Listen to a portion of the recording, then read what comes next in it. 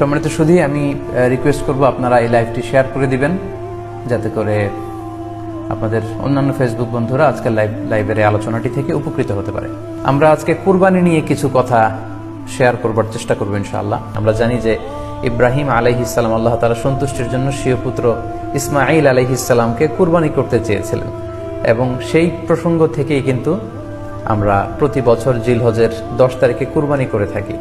এবং এই দৃশ্যটি আল্লাহ তাআলার কাছে এতই ভালো লেগেছিল, এই আত্মত্যাগের দৃশ্যকে আল্লাহ তাআলা স্মরণীয় করে রাখবার জন্য কিয়ামত পর্যন্ত সব বিশ্বাসীদের জন্য এই জিলহজের একই টাইমে, জিলহজের 10 তারিখে কুরবানি করাটাকে আল্লাহ তাআলা আমাদের উপর অবধারিত করে দিয়েছেন।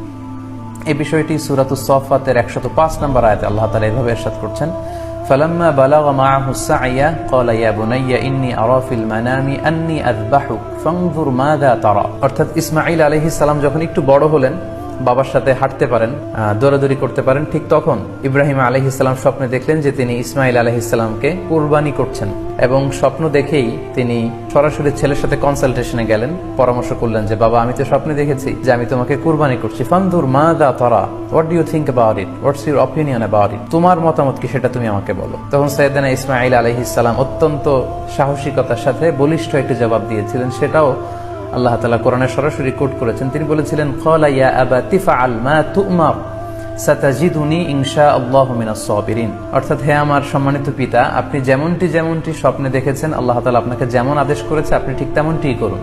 আপনি ভয় পাবেন না, ইনশাআল্লাহ আপনি আমাকে ধৈর্যশীলদের অন্তর্ভুক্ত পাবেন। একটু কি কল্পনা করা যায় যে সাইয়েদনা ইসমাঈল আলাইহিস সালাম ছোট্ট শিশু, তিনি যখন শুনলেন যে বাবা তাকে কুরবানি করবে, জবাই করবে, তার প্রত্যুত্তরে তিনি বলেছিলেন, বাবা, আমি ভয় পাচ্ছি না, আমি আপনাকে নিয়ে চিন্তিত, আপনি ভয় পাবেন না, বরং আপনি যা আদিষ্ট হয়েছেন আপনি তাই করেন। কারণ নবীরা যখন স্বপ্নে কিছু দেখে, সেটা সাধারণ মানুষের মতো স্বপ্ন নয়, সেটা ওহী, সেটা আল্লাহর পক্ষ থেকে আদেশ। তো আপনি আমাকে ধৈর্যশীল পাবেন, আপনি ভয় পাবেন না। সাইয়েদনা ইব্রাহিম আলাইহিস সালাম ইসমাঈল আলাইহিস সালামকে কুরবানি করতে শুরু করলেন, জবাই করতে শুরু করলেন।